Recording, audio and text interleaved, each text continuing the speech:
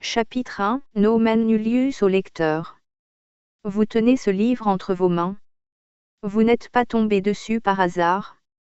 Ce livre vous a trouvé.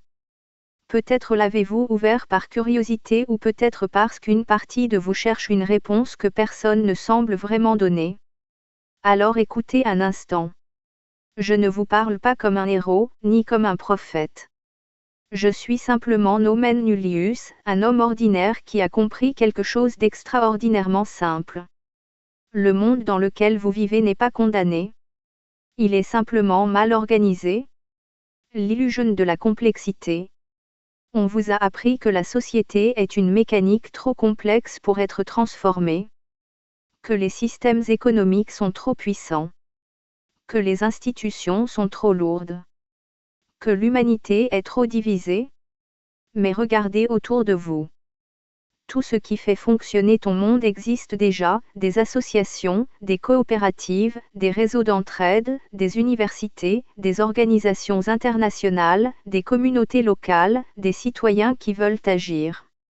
Même les structures mondiales existent déjà, comme celles qui tentent d'organiser la coopération entre les peuples, par exemple l'United Nations. Rien de tout cela n'est imaginaire. Tout est déjà là. Ce qui manque n'est pas la capacité d'agir. Ce qui manque, c'est un écosystème humain cohérent. Un système où toutes ces initiatives cessent d'être isolées et commencent à fonctionner comme les éléments d'un organisme vivant. Regardez la nature. Une forêt n'existe pas parce qu'un arbre domine les autres. Elle existe parce que les racines échangent des nutriments, les champignons relient les arbres, l'eau circule, la lumière se partage. La vie prospère parce que tout est relié. L'humanité peut fonctionner exactement de la même manière avec un écosystème humain. Un écosystème humain n'est pas un gouvernement mondial. Ce n'est pas une idéologie. C'est une organisation naturelle des forces humaines déjà existantes. Dans cet écosystème, les citoyens créent des initiatives locales, les associations organisent la solidarité, les coopératives développent une économie plus juste, les chercheurs et éducateurs diffusent le savoir, les institutions coordonnent les grandes décisions. Chaque élément garde sa liberté. Mais tous travaillent dans la même direction, la stabilité et l'épanouissement de l'humanité. Pourquoi c'est possible? Parce que tout ce qui est nécessaire existe déjà. Les lois permettent de créer associations, fondations, coopératives, projets citoyens, réseaux internationaux. Les technologies permettent la communication mondiale, l'éducation accessible, l'organisation collective. Les connaissances existent en économie, en écologie, en sciences sociales, en gouvernance. L'humanité possède déjà toutes les pièces du puzzle. Il manque seulement la vision qui les assemble. Ce que cela change pour vous. Vous pourriez penser que ce projet concerne les gouvernements, les institutions, les grandes organisations. Mais un écosystème ne commence jamais par son sommet. Il commence par ses cellules. Et dans l'écosystème humain, la cellule, c'est toi. Chaque citoyen peut rejoindre une initiative, créer un projet local, diffuser des idées, soutenir des actions solidaires. Ce sont ces milliers d'initiatives reliées entre elles qui forment un système vivant. La puissance réelle de cet écosystème. Les grandes transformations humaines n'ont jamais commencé par les institutions. Elles ont commencé par des idées simples partagées par des personnes ordinaires. Une idée devient une conversation. Une conversation devient une communauté. Une communauté devient un mouvement.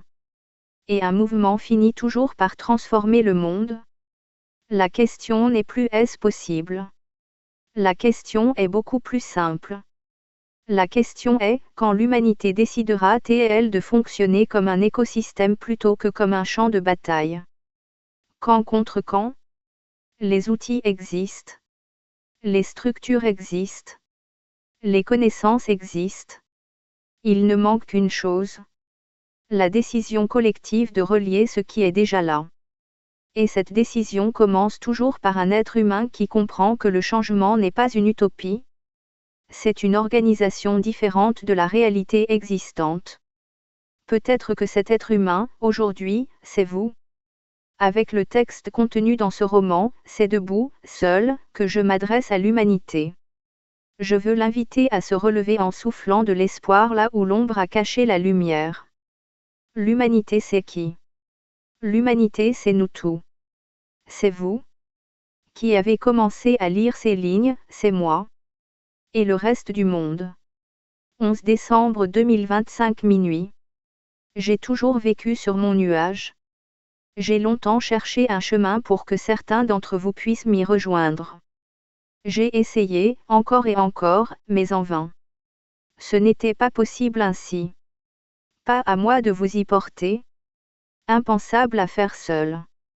Pourtant, je n'ai jamais cessé d'en rêver. J'en rêve encore. La nuit comme le jour. Le monde de mon nuage est pour moi d'une beauté évidente. Celui dans lequel vous vivez sur Terre m'a toujours semblé être un cauchemar. Ce que je voyais comme un avenir possible n'était pour vous qu'un rêve irréaliste. Et vous me l'avez répété, tout, sans exception, votre monde ne peut pas être amélioré. Il est condamné à s'enfoncer. Sur ce point, vous aviez raison. Vous aviez raison tant que vous refusiez d'y croire. Vous n'avez cessé de nier l'existence de mon monde, d'en refuser l'accès, de déclarer le changement impossible. Vous m'avez unanimement invité à descendre de mon nuage, à rejoindre votre réalité. Je ne vous ai pas écouté. À force de peine et de perte, en cherchant un chemin pour survivre dans votre monde brisé, j'ai fini par trouver le mien. En trouvant mon propre chemin, j'ai découvert celui qui mène du vôtre au mien. Ce n'est pas à moi de descendre de mon nuage. C'est à vous tout d'y monter. Tout. Le cœur comme moteur. Le rêve d'un monde meilleur comme boussole. La foi, non en un Dieu, mais en l'humanité, comme force intérieure. Mon destin n'est pas de vous sauver. Il est de vous montrer le chemin. Regardez celui que j'ai parcouru seul. Voyez celui que vous pourrez parcourir ensemble. Ce chemin vous permettra d'accomplir le miracle que vous attendez de vos dieux, et que, peut-être, les dieux attendent de vous. Réunissez l'humanité. Changez le monde. Sauvez les êtres humains. Sauvez la planète. Sauvez la vie. Ôtez au mal toute raison d'exister. Ce récit est une proposition. Une tentative de charte pour un monde commun.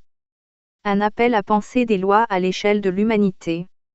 Je ne devais pas vivre, les chances de survie étaient quasi nulles, et pourtant la vie a insisté. Je suis né là où une fin était annoncée. De cette origine découle une certitude intime, ma vie ne m'appartient pas entièrement. Elle est une dette. Une reconnaissance à honorer.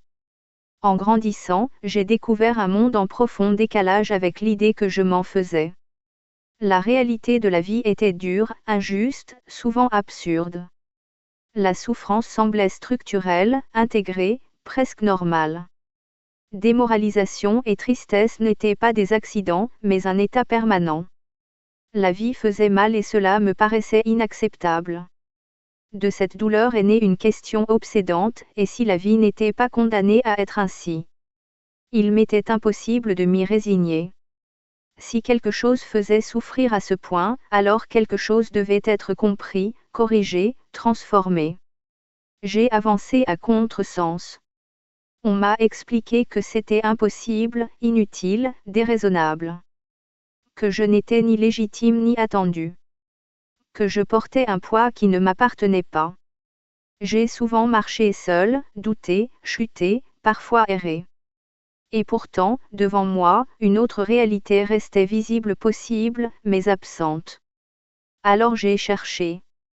Pendant des décennies. Des informations, des indices, des constantes. J'ai établi des données absolues et relatives, construit des méthodes d'analyse, tenté de comprendre les mécanismes profonds qui produisent la souffrance humaine. J'ai cherché partout où il me semblait juste de chercher. À plusieurs reprises, j'ai cru avoir perdu ma vie à m'obstiner. Mais à chaque moment décisif, une nouvelle compréhension apparaissait. Une conclusion logique. Une solution partielle. Un signe simple, si ça avance, c'est que ce n'est pas impossible. Un jour, tout s'est aligné. En quelques instants, j'ai compris que rien n'avait été inutile. Que chaque détour, chaque chute, chaque doute faisait partie du chemin. Ce jour-là, j'ai trouvé ce que je cherchais depuis toujours. Ce texte n'est pas une vérité imposée. Il est une tentative honnête. Une proposition. Le résultat d'une vie passée à refuser que la souffrance soit une fatalité. Ce livre est né d'un refus, le refus de croire que le monde doit continuer ainsi. Il est aussi né d'un espoir, celui que l'humanité puisse encore se réveiller, se corriger, et se relever. Je crois en la bonté profonde de l'être humain, même lorsque ses actes semblent la nier. J'aime la vie, le vivant, la nature, et c'est précisément pour cela que je souffre de les voir malmenés chaque jour. Si j'écris aujourd'hui, ce n'est pas par colère seule, mais par amour. Par amour de ce que le monde est. Et surtout, de ce qu'il pourrait devenir. Ce livre n'est pas une certitude. C'est une tentative. L'équation humaine. Périr ou survivre. La réponse est déjà inscrite dans la question. Avant même d'avoir appris à penser, chaque être vivant fait ce choix. Instinctivement. Sans débat. Sans dogme, survivre, longtemps et heureux. C'était le but originel de l'espèce humaine, bien avant les cités, bien avant les lois, bien avant les dieux. Aucun d'entre vous n'a demandé à venir au monde. Et très tôt, vous avez compris que l'existence était rude, parfois impitoyable. Alors on vous a répété cette phrase, jusqu'à ce qu'elle devienne une vérité gravée dans vos os, c'est la vie. On n'y peut rien. Pourtant, en chacun de vous subsistait un noyau intact. Un rêve. Un seul, plus puissant que tous les autres. Celui que vous auriez accompli si les conditions avaient été réunies. À ces vérités fondamentales, tous les humains répondent de la même manière. Peu importe leur langue, leur époque ou leur position sur la planète. Ce sont les constantes humaines. Les variables n'y changent rien. De ces constantes naît une entité que nul ne peut voir mais que tous alimentent, l'humanité. Chaque individu en porte une fraction infime. Une unité presque invisible. Mais lorsque ces fragments s'additionnent, ils forment un tout unique. L'équation est simple. Un individu quel qu'il soit, divisé par le nombre mondial d'individus est égal à la valeur exacte de la part d'humanité de cet individu, de chaque individu. La qualité du monde dépend du cumul de ses parts. Chaque acte, chaque pensée, chaque renoncement ou chaque sursaut s'y inscrit.